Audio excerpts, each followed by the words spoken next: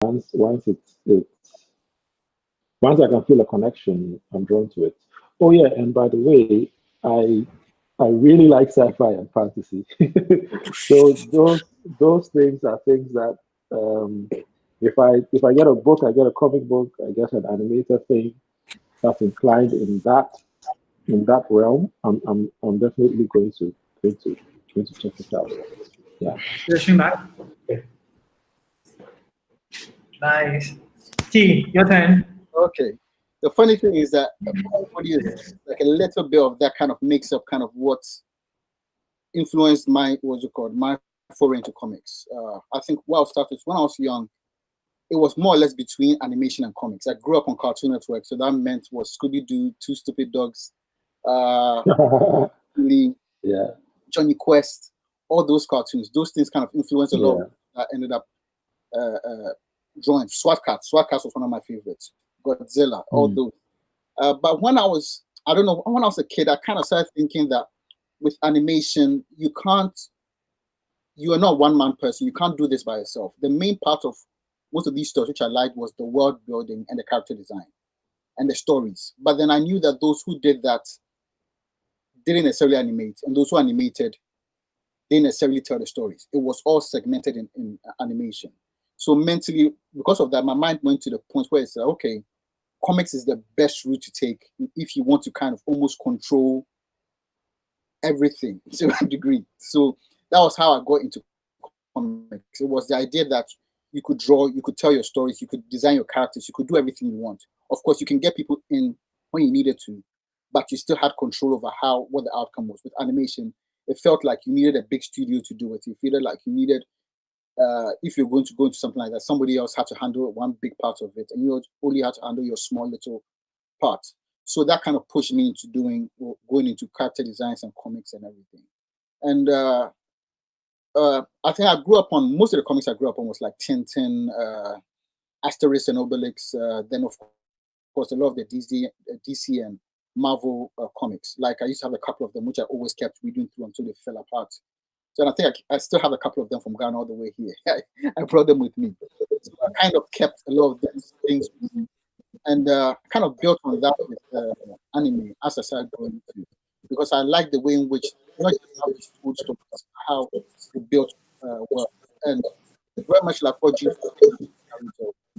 so kind of felt like they looked at maybe Japanese at some point, and without the community of influence, almost like an island on its own, where maybe the ninja culture grew out of that, and then that was how, like, it looked like how Japan would have been the 80s, 80s, if there was no heavy influence, if the Japanese magic stuff.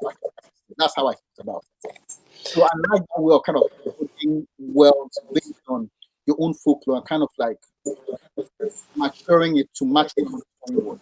I enjoy the idea of kind of crafting worlds and crafting ideas. So that's more or less into this whole idea of kind of like building up this whole fantasy comic idea of comic. The original idea actually started from school in about 13, 14 years ago. On this that long ago, the idea came, but then I said actually start drawing and making the stories and the I need to do.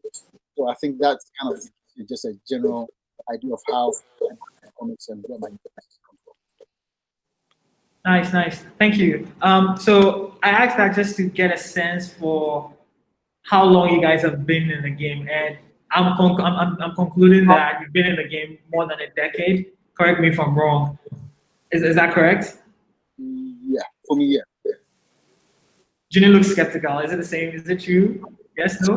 3 years? 3 years. Okay. That's interesting. So I asked that because I wanted to kind of like, the topic for this discussion is the rise of West African comics, right? But then with the context on the people creating stuff. So I want to know, like, what have you seen happening across board? So from Nigeria to Ghana to Senegal to Congo to, I think I failed geography. I don't remember the other West African countries. But yeah, like, what have you guys seen across board? Like, is there an actual, sort of, would I call it a revolution? Are there actually comics that are coming up now, or is it, just people in their own corners creating their own thing and sharing with their friends and family? Like, what are your thoughts? What have you noticed? Anyone can go right now. Like, okay, I think generally it's kind of like a mix of two, where at a certain point you get individuals just kind of releasing their own stuff, and also acting platforms like Comic Republic and others who are also championing comics from their various countries and their various spheres of influence. So it's a mix of that, and also the internet. So you're able to see more work. Before then, you had to actually go and search by walking, by going to shop, by trying to go to maybe different meetings, different gatherings and stuff like that, to actually get your hands on African comics. I think for me, the only African comic I had when I was a kid was one based on like Kukwanansi, which was like a jokey comic with a big Kukwanansi with a very big head and a big belly or something. I remember like an old, and we bought it because that was the you could get. It was kind of cool though. I would like it wasn't a bad comic, but it was very good looking. But then that was all that you could get. But then I was sure other stuff like that. The same way how, and I know if you're from Ghana, you know about Singaro. We basically made those animated adverts on TV. Like, unless it was on TV, you wouldn't know they existed. So the internet kind of became where you could put your work in there. And you could search videos art, or you could search Instagram or wherever, and then you could find a whole bunch of them. If you wanted to partake in it, you could buy or you could download or whatever and read it, make your own. So I think there's been a rise, but I think it's really more around the internet, and I think that's. So then I'm gonna put this to you, Ginny. So from what Key is saying, it's still very much creator based, and then creators using the internet to spread your stories. So in your experience, how have like fans reacted? Like, how do you build like a fan base? Because if there's a rise in African comics, obviously there has to be readers who are engaged with it. So I'm just curious, in your experience, what has that been like? Most of it happens through Kugali. So, because I think what's the case for a lot of people is isolation. At least that was the case for me, meaning that I studied in France because I didn't have the infrastructure necessary in Senegal. And then when it came time to actually figure out who I was going to contact with the stuff I wanted to do, the internet saved me in a sense, because no, I mean, it's true. Like you're in a country where people just don't understand and don't know the culture you're using as inspiration for your stuff. So, and the thing is, those people are the ones with the best infrastructure, so to speak. They're the ones with the big websites and the big distributors and everything. So if you want to enter in a room speaking a language to people who don't speak the same language, they're not going to understand why they should put money into that language, basically.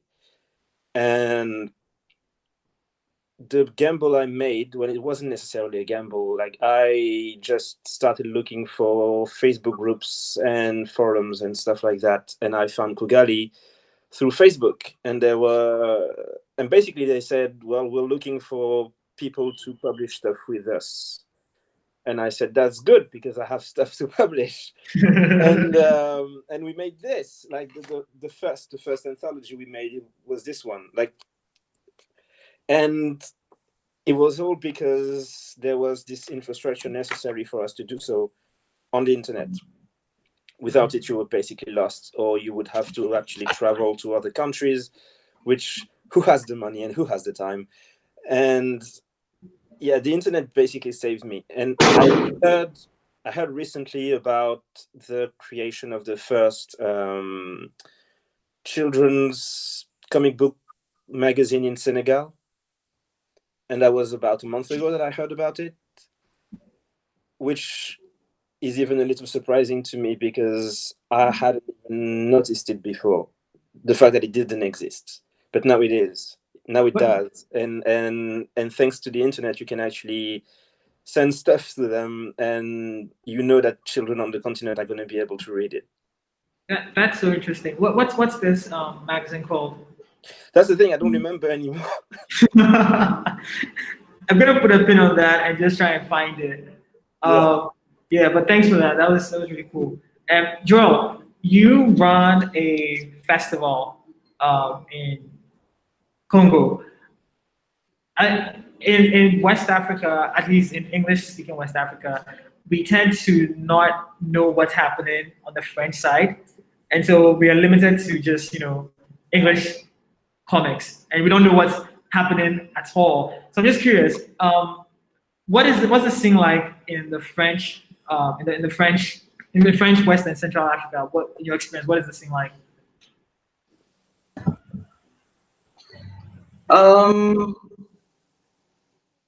Oh, sorry, I was distracted by many different things. Let's say that with the French heritage, we really, how can I put it? With the French heritage, in my position, I only grew up seeing men doing comics. So I was like, okay, then I'll be the first doing it too. Oh, she wakes up. I'll just take her with me, yeah? You people will just bear with me, please. That's fine. No, because we had a power, comment on appelle ça, Jenny, coupure de courant? Power shortage. We had a power shortage. So the heat came back. Welcome to Africa. And she smiled. So let's say that I was in an environment where many men were around. I've been in the field since 2000, if I can put it that way. I've been in the field since 2006, like with my first publication in Espiro magazine. They were looking for people from Africa and from Africa as a whole, then specifically from a part of the continent, the country. And they chose Cameroon. That year, it was in 2006. They did the Cameroon edition of Spirou, and I was among the people who were selected to be published in it. And I really wanted to exist first as a woman, then as a person. It was really a process because I really want to break barriers about what comic book artists are supposed to be looking like, And it has been very interesting to see from 2006 till now how the industry in Central Africa has moved with the internet, with the, like Junie said he's been in the field for like 3 years now, and it's very interesting to see how internet has been a tool to boost his creativity and the way people can see his work appreciated. Do you want to participate? Do you want to interact with them? Okay. So basically, I would say that we had our own veterans, we had our pioneers who started in the late 90s before the 2000, boom de l'an 2000 and so forth. Then from the past 20 years, we had waves of creators who moved from the paper to the digital tools, and with the internet. And I can even testify as someone who was in the transition between the paper and the digital, because when I did my série La Vie de Ben Douta, I had the same rejection, if I can put it that way, like that Julie had. People were like, we're not interested in your stories. We don't know if people will be interested in them. And look in the internet, see if people are interested apart from your family, people and your friends, close friends. So I realized that putting my words on it brought me something like 400 people who gave me back in the days, and that was in 2013. They gave me 15,000 euros, and I could publish 3,000 copies of my first volume of La Vie de Ben Douta. And with the money that I got from the sales of those copies, I could produce volume 2, then I produced volume 3, and I'm planning to produce volume 4 for next year. I was supposed to come this year, but life happened, so it will hopefully come next year. But if I can put it that way, it's also interesting for us, because the same way you said that from English-speaking comic book authors from Africa, you didn't really know what was going on in the French area. The same, we too didn't know. It's true. Some artists from the Anglophone, because Cameroon has the Francophone and an Anglophone geographical area. And it's through Anglophone artists that I got to know Gali, that I got to discover the work of Juni, who is supposed to be a French-speaking, a French-speaking artist. And it's through Gali that I got to meet him. And through those guys, I got to meet other English-speaking Africans, and that's very funny to see how just last week, separating us, kind of separating us. Meanwhile, all on the same continent. It's interesting to explore how the language can be a barrier, but thank God for internet, who helps us to cross the barriers and to connect. Thanks for that, Joel. Seto, so just what you said about like languages here, I get that language can be a barrier, because like I wouldn't understand a comic from Mozambique because it's in Portuguese. I wouldn't understand a comic from Togo because it's in French, and my French is really, let's not talk about my French, it's terrible. And I've seen some comics from Egypt as well, but then I don't understand Arabic, and so I don't get it. So I guess that the one common denominator amongst for all of us would be sort of like some of the themes we explore in our comics. So I remember you mentioned sci-fi and fantasy as one of your influences. So I'm just curious, what have you seen cut across West Africa and generally, like, the broader Africa in terms of like the themes that have been explored in our storytelling? Do you have any insights on that? Yeah, I think generally there's well, I'm speaking, so then let me clarify that I'm speaking more about the English comics that I have come across on the continent. I find that I think they are kind of trying to explore more African culture and sometimes African history. Sometimes they mix a bit of fiction into it so that it's a bit larger than life. It's not just the normal historical story that probably known by some. And I see that people are also trying to do, I think it's more of African culture together with fantasy. That seems to be like the majority of comics that are coming out. Even when you find people who do the African superhero kind of genre, you might find that maybe if you look at the superhero story, it's got something to do with some African indigenous story or culture or something like that. So I think there's an explosion of, we call it African fantasy in comics, and I think that cuts across, whether you're looking at a comic from Nigeria, you're looking at a comic from Kenya, or something like that, whether it's in Central or Western. I think just that idea of tapping into your roots to get that story, to get an inspiration story. Yeah, it seems to be very, very prevalent. That's interesting. So it turns out we're hard pressed for time. We have like 6 minutes left, so I'm just gonna add a bunch of questions, but I'm gonna just jump. I'm gonna skip most of them. So I just wanted to ask, the conversation of digital came up, so I'm just curious, which is a better, I guess, which is a better medium to, to drive the rise of comics, not just from the creator's perspective, but from the fans as well, digital or physical? Like, and what are your thoughts? So I give everyone, like, I don't know, 2 minutes. So Joel, you can start. Oh no, I was just saying both because Kiaski has not spoken. So I was just saying both. Okay, the ball is in your court, Kiaski. Joel wants you to talk. Okay. Like me personally, I use a little more digital.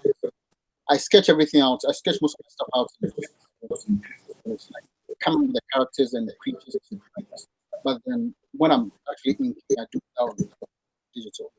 Of course, before I do that, it's all pencil, sketching and shading and all that stuff. But then I think for the ease of the ease of loaded, the what's it called? The computers become so much. It makes the work so much simpler. You deal with colors and everything else. It's basically just simple. So I use more of my CT and my for the actual finish.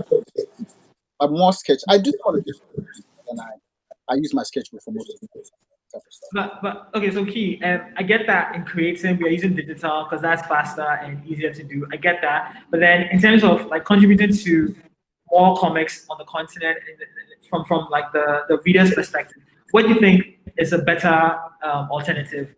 Is it that we should print more books and ship them to across countries, or should it be more digital? Which one do you think makes the most sense? What makes sense might be digital, but I think there's also a space for it being digital as well.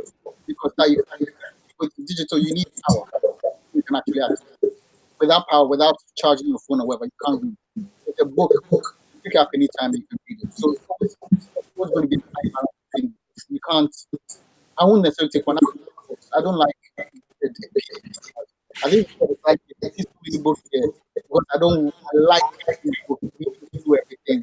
Looking at character design, take my time and study some of these things. So I like physical books, and I know there's a space for it. I know the reason for it. So yeah. Okay. Joel, in your case, which you think is a better alternative, not just for the creator, but remember also for the readers? Good. Who are you talking to? I'm talking to Joel. Wait, Did you you hear me? say Joel? No, I said Joel. I said Joel. Oh, and okay. then after Joel will be Junie, then settle, then we'll wrap this. Okay. No, to me, it's really both. It's really Okay. both. For example, as I told you, we had a power shortage. Mm-hmm. So to me, having everything digitally is a huge risk because when you don't have electricity, you don't have access to your virtual library. And so I'm really, and I am still linked to the paper. As an artist, I draw first on the paper, then I transform digitally. And I love to have the paper in my bookshelf. You have some samples behind me from manga format, and it's just because I've started, I've changed the settings of my place, but there are books all around, and I love the paper because I'm very sorry for the planet and the trees. We'll find a solution. I really love the paper. I love to see that someone has taken time to produce a work, and I have the piece. It's like having a piece of art. You have, even though it has been published for thousands of copies, you have a sample of it. You have a sample part of the art in your house. So I really love the paper more than the digital copies. But I know that the digital part is also important to make your work known. If not of the digital copies, I wouldn't have known the work of Junie. So both.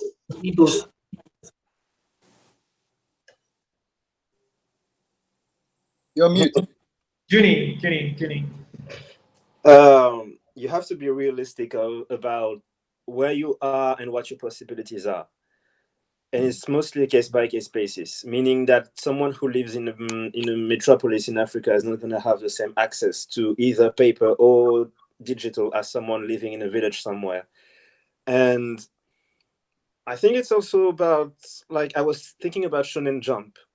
The fact that it's published in it's essentially anthologies, but very cheap ones. And one of the things that I always try to keep in mind is we don't have the same funds as other places, but we don't necessarily need to. So we're over here thinking either one or how do we handle both? And I'm just like, whichever option is actually the best to have both options available at a fair price for people to have. That's at least, I think, the best way to approach it. Like if I had my way, we would have our own Shonen Jumps, basically, like cheap comics that people can actually buy, and then over time you make the production value better and everything. That's interesting. Thanks for that. Seto? You can get on that. Yeah, we can get on that. I think I pretty much agree with everything that has been said. I think you have to consider both of them depending on where your market is and who you're trying to reach out to. So I think digital, you have to look at the landscape of Africa. You have to look at the number of people who can access a digital comic if you decide to go digital, versus how many people are prepared to also buy it, because as you know, like a hard copy of a book might be a little more expensive than the digital.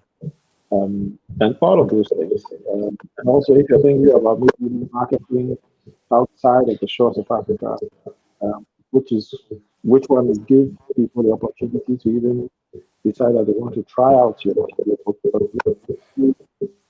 Comic books that are coming out tend to be more digital, especially in the Western world. So I don't think it's not a one size fits all. I think you have to look at where you want your story to go, and then pick the combination, like in terms of percentages and weight of what you're going to produce your story and yeah.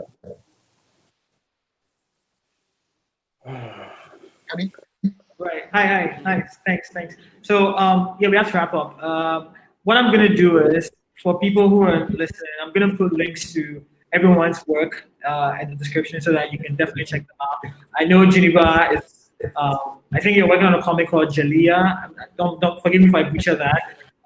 Is that the title? Yeah. Okay, so he's working on Jalea. Kiaski's working on Ananse. Seto, I'm not sure. I don't know what you're working on. Joel, I don't know what you're working on, but I'll definitely get all those details and I'm gonna put it out there. Thank you guys for making time. Like, I really appreciate it. You could have been doing anything on Saturday, but you're here with me, and we love you. I love you. Everyone loves you. Thank you. That's Liz in the back saying bye. Hi. Thanks for having us. Thanks for being on. Thank you too. It's a little Joel. Thanks for participating as well. Yeah. Oh, yeah. Bye, guys. Bye. Bye-bye. All right, see you. It was great to see you. Yeah. All. Take care. Take care. Bye. Take care.